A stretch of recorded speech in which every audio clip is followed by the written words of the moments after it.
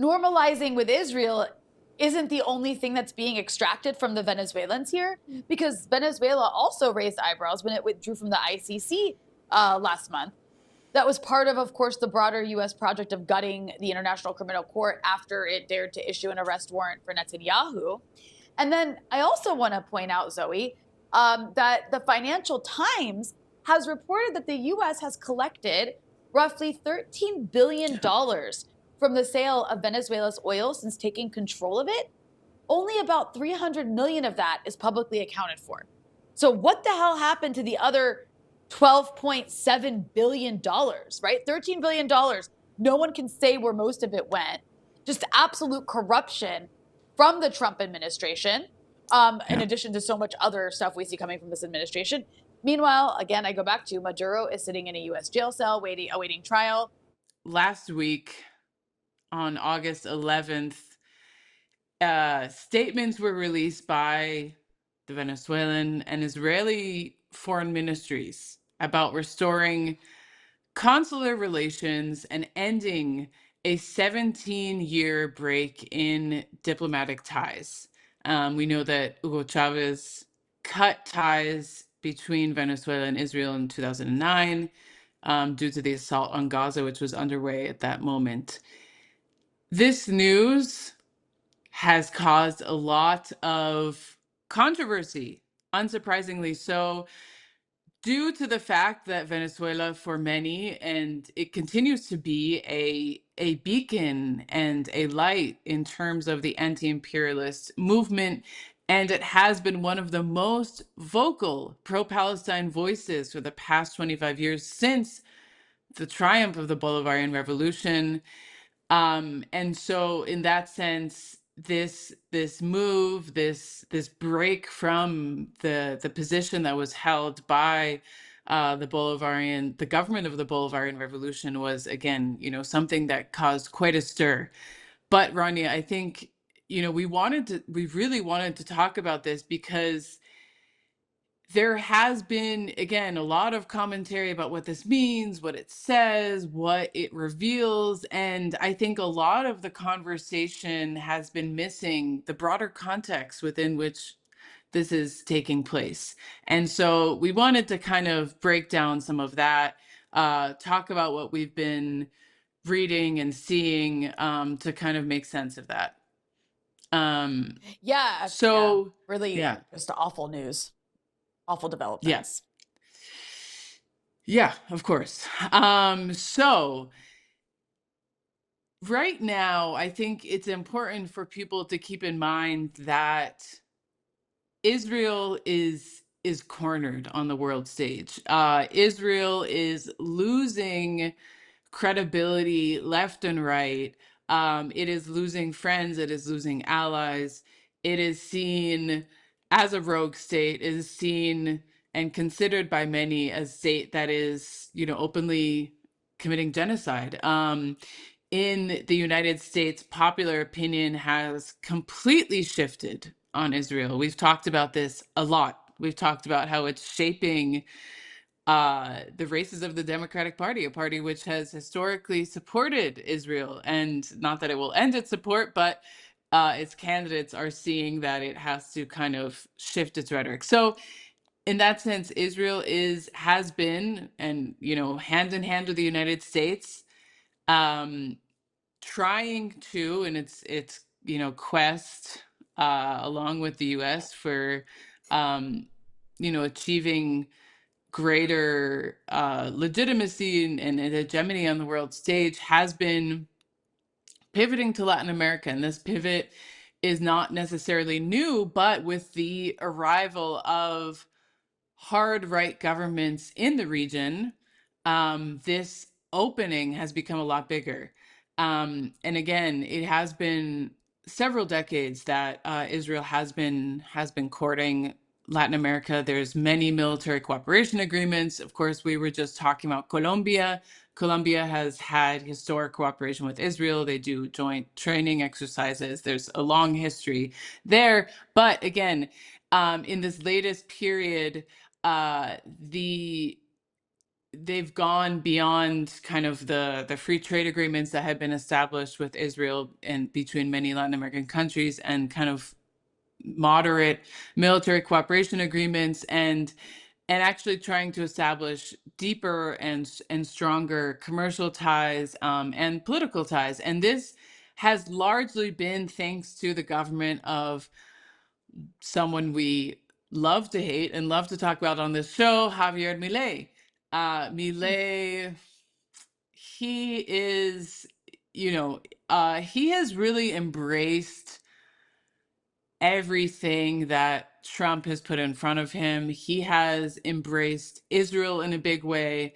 And this has been a calculation that he has really doubled down on.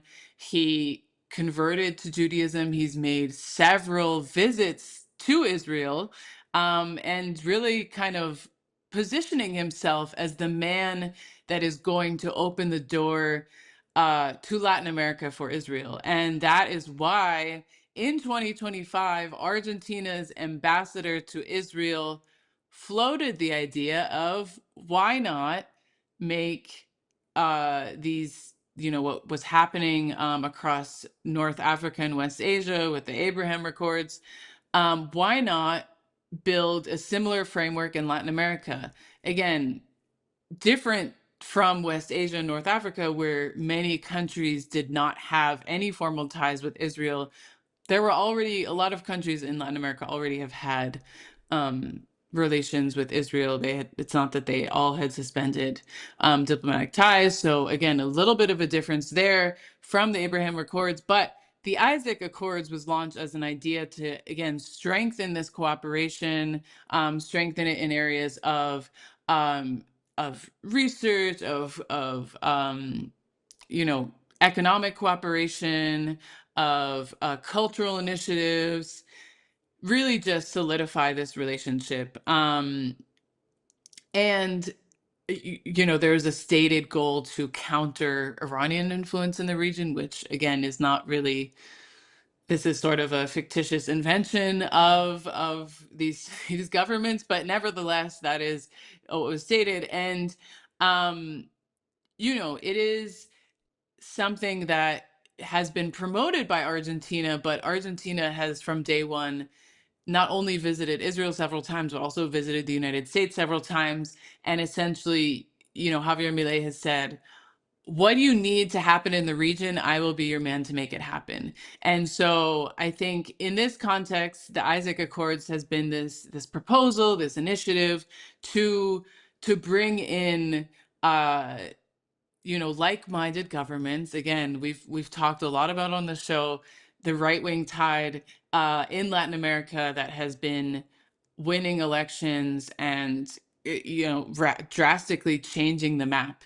And this is kind of the context within which this is taking place. So this announcement, just wanted to give a little bit of that regional context. And so on August 11th, and this announcement was made again by the foreign ministries of Israel and Venezuela to renew consular relations. And this had followed several kind of steps of what we could call rapprochement between the two governments, given the fact that, again, there were no diplomatic relations since 2009. And after Venezuela suffered the devastating earthquake, which, again, thousands were killed, thousands are still disappeared. Israel took this opportunity to kind of swoop in, send several technical teams as part of the emergency response and recovery efforts. Notably, I think less than were sent to Colombia, as we just spoke about in our last segment, but again, sent a team and had kind of a public face to this mission. There were several meetings that were held between the Venezuelan presidency and this Israeli team, and this began to kind of set the stage for what we're seeing now, which is the renewal of the consular relationships. In the wake of this announcement, which again takes place in this broader context, the International People's Assembly released a statement yesterday, and said it that it notes with Well, wait, indignation. can you tell our audience who is like what is the International People's Assembly? Oh, yes, of course. The International People, sorry, the International People's Assembly, which is a platform of um, movements, organizations, parties, trade unions from across the world, most concentrated in the global South, which many different movements and organizations. Part of this platform, um, it I don't know if that's a good enough breakdown. Well, no. Basically, like it's a collection of movements. No, it's important to context because they did release a Yes. statement, but it's like this. Yeah, this is a big deal. Right. It's a big Who deal for them is to have no, released of a statement. course. It's a network of organizations that has as its principle solidarity with the revolutions in Latin America, solidarity with Cuba, the Bolivarian Revolution, but also principle of anti-Zionism. And so in this context, the International People's Assembly released a statement which I'll read from it. Notes with indignation the growing influence of the Zionist lobby in Latin America and the Caribbean, which seeks to normalize relations between governments in the region and the Israeli occupying entity. It comes at a time when Israel faces mounting diplomatic isolation, widespread international condemnation for its genocidal war against the Palestinian people. And I'll just skip to the part about Venezuela. The IPA expresses its deep concern over the announcement by the Ministry of People's Power for Foreign Affairs and International Trade of the Bolivarian Republic of Venezuela that it will establish a coordination mechanism for the provision of consular services between Venezuela and Israel. It is equally concerned by the opening of channels for technical coordination and consular relations with that country. And I'll just say one more thing, and then I want to hand it off to you, Rania. The IP understands this unfortunate policy shift, which may pave the way towards diplomatic normalization as a regressive departure from the Bolivarian Revolution's historic and principled solidarity with the peoples of Palestine and West Asia in their struggle against Zionism. And this line, I think, is very important. At the same time, we view it as a direct consequence of the new situation imposed on Venezuela following the invasion on January 3rd, 2026, and as part of a broader strategy of coercion and domination led by U.S. imperialism. This strategy includes the complete militarization of the continent through the Shielding the Americas initiative, which the IPA categorically denounces. So I think we have been talking so much, Rania, in the past couple of months, really, or honestly, since January 3rd itself, about the dramatic shifts in the region that not only January 3rd brought about, but also these victories of the far right in Latin America. And notably, I just want to remind people that before January 3rd, the United States had deployed several warships and 15,000 troops to the Caribbean in order to stage this operation. And in the lead up, it carried out dozens of boat strikes, which have killed, I think the numbers over 200 people, a lot of them fishermen, in an extrajudicial way, accusing them of, trafficking drugs, but presenting zero evidence to the same. So, Ronnie, I just wanted to kind of highlight these elements of context, read out a bit of this statement, which is, very significant and important, and now get your thoughts on this. How do we understand this announcement, and how are you seeing it from where you are in Lebanon? Yeah, I mean, that's all really important. And I think this has just been incredibly upsetting to watch because Venezuela has been this bulwark in the region for so long, alongside Cuba.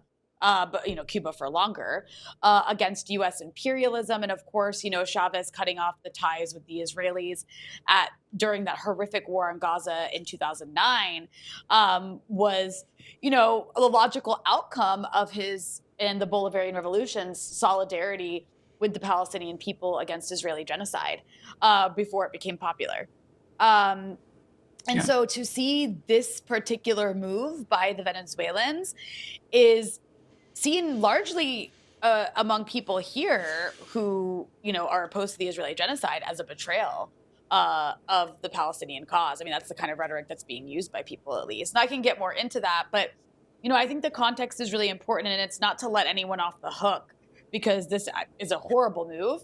And I think maybe we'll talk more about it in the future, because I know there's probably lots of conversations happening, because people in Venezuela, particularly people who are part of the Bolivarian Revolution, like the issue of Palestine is a priority issue for them. So there's probably a lot of arguments, very heated arguments taking place with regard to this, that I'm sure will end up becoming more public as time goes on if the Venezuelan government continues in this direction. But this is not the first thing that's happened in Venezuela that's raised eyebrows. And it's because of the kidnapping of the president and the bombing of Venezuela that killed something like 100 or more people on January 3rd. That was unprecedented. This isn't like Venezuela just woke up one day and was like, hey, you know what? Seems like a fantastic idea. Let's just become besties with the Israelis. That's not what happened, right? You had, it's been a kind of memory hold almost, because so much has happened since January, like the Iran war, which has just taken up, which has like shocked the world and is causing like really dramatic impacts globally on the economy. And obviously has been so much destruction. There was the war in Lebanon, the ongoing genocide in Gaza, the ongoing attack on the left in the U.S. I mean, so much is happening that it's easy to forget that on January 3rd, U.S. forces invaded Venezuela, kidnapped the sitting elected president of Venezuela, Nicolás Maduro, and his wife, Celia Flores, and then flew them out of the country to face prosecution in the U.S., where they continue to sit in jail cells in New York City. I believe Nicolás Maduro may be even in solitary confinement, if I'm not mistaken. Just complete, like, an utter barbaric behavior that, is just, I don't even know what to use to describe it, but the world just kind of shrugged and moved on. And then you had the vice president of Venezuela, Delcy Rodriguez, take over, and now she's been acting president since then. However, the person who's actually running Venezuela right now after this operation is Secretary of State Marco Rubio.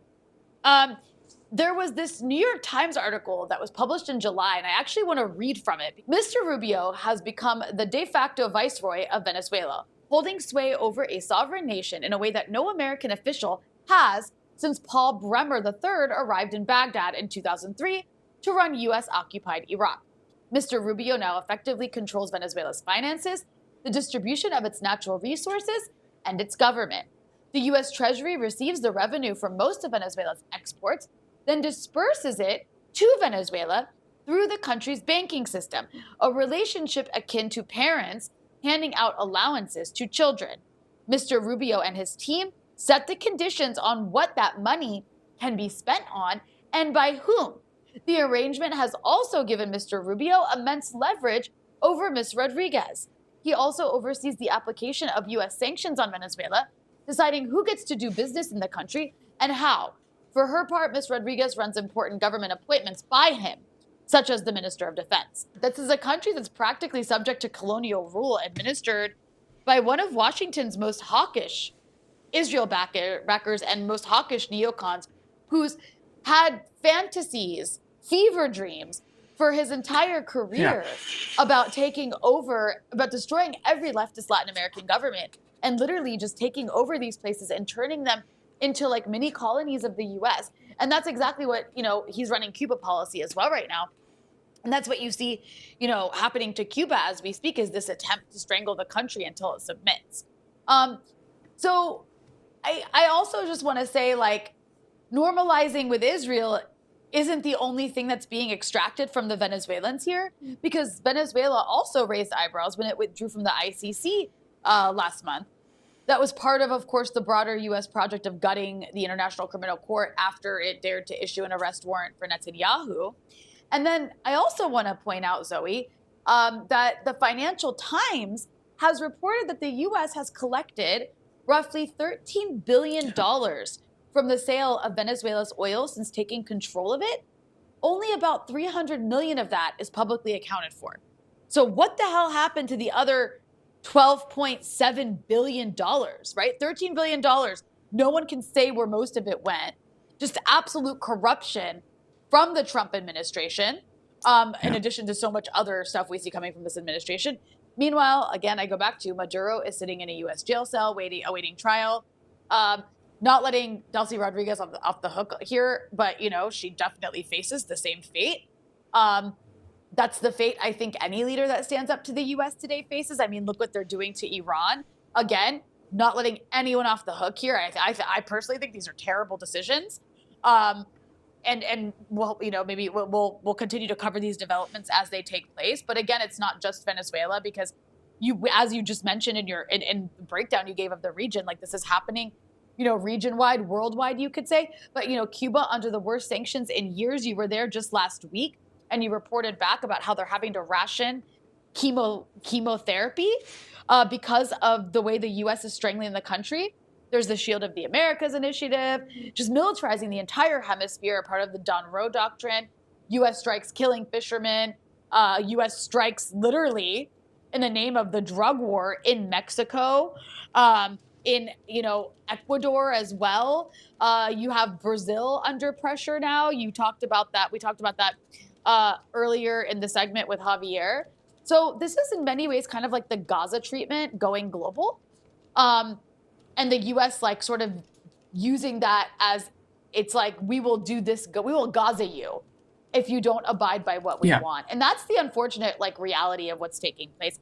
And then, I want to also, be honest about how this is landing here in Lebanon. The Bolivarian Revolution, like I mentioned, very popular here among the pro-resistance crowd, which is a huge portion of the country, because it's been consistently anti-imperialist, consistently pro-Palestine, standing with the resistance for 25 years.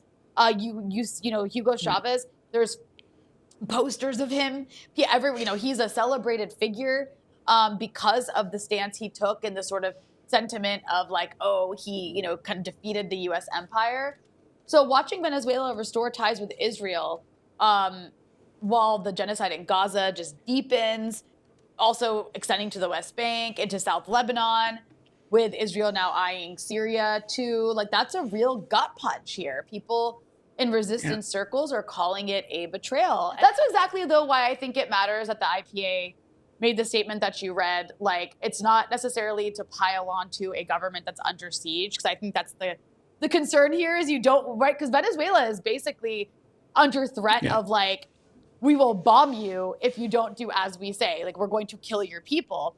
But I think raising that alarm is important, because we know that submission to U.S. dictates is not just a slippery slope. It doesn't even necessarily work to alleviate the pressure you're trying to alleviate. I mean, just look around the world for that, right? So I think this needs to get pushed back. It's Zionism and collaboration or normalization with the Israelis should absolutely always be anywhere in the world a red line. And just, something I do want to leave people with, though, is like, I was thinking about this as we were kind of like, as I was preparing to talk for this segment. And the word normalizing, it's a funny word, because I don't know if it's the right word. Like, is that the right word for a government that's been being given the choice between like this or die? Because like, you think about the Gulf states normalizing, that was signing the Abraham Accords. Like, that was voluntary. By countries that didn't really even have a negative relationship with the Israelis to begin with. Like, nobody invaded them to make them do that, or like bombed them to make them do that. Right. This, I think, is a bit different. I'm not sure what the right word is, but I do think in many ways this is looking to me like a government that's under a kind of unofficial occupation, and occupation by other means, right? If it's money, it's resources, its own president's freedom is all controlled from Washington. Like, or it's kind of just like Washington's making all the decisions. Again, occupation by another name, in my opinion, but also being made an example of, and I think a message to the rest of the hemisphere that like, fall in line, or like, this is the extent of what we'll do to you. Like, we'll do the Venezuela or the Cuba model to you. And I guess I'll end on like, I don't, Venezuela is not the villain here. I think at the end of the day, the U.S. is the villain here. And it's just really this, just another cruel, sad, like just disappointing development during a time when U.S. empire is like just at its, most violent or getting to its peak violence. And we're seeing what the cruelty of that looks like around the world. No, 100%, Rania. And I think also just to add, like, this is, as you said, a very difficult moment for the Bolivarian Revolution. And I think there is kind of this cognitive dissonance because people often turned to Venezuela to be the voice for the voiceless, to be this anti-imperialist beacon. And I think that it's important to note that, like, people are still building communes in the territories. People are still, they're still trying to defend their model and defend their sovereignty. And all of those efforts, deserve the support of people of conscience from across the world, and that understanding that what is happening in terms of its foreign policy again is not without agency, but in many ways, I think, yes, dictated by Washington. So it's, again, an unfortunate news for the anti-imperialist camp and for, of course, supporters of Palestine around the world, and obviously within that region, something that's, hard to stomach. Of course, we would love everything to be simple and easy and easily digestible, like the corporate news tries to make everything, but we live in a very complicated world where there's zigs and zags and setbacks and advances. And I think it's going to take a while to really understand the extent of how the region has changed and how the relationship to the US has changed. I mean, it's just worth repeating. There had been no direct military attacks from the United States. There had been covert CIA operations. There had been, US backing of different groups that then carried out attacks, but there had not been direct military attacks. So everything is changing. And here at Breakthrough News, we are trying to give you the tools to understand the analysis, to understand this changing world.